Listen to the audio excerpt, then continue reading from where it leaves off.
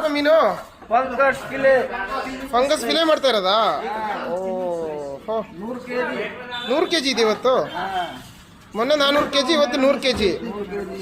Okay okay. ಅದೊಂದು skin ತೆಗೀರಪ್ಪ.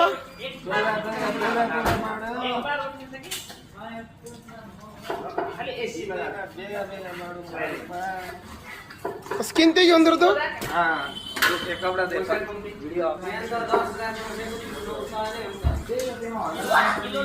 ವಾ, skin out. Wow,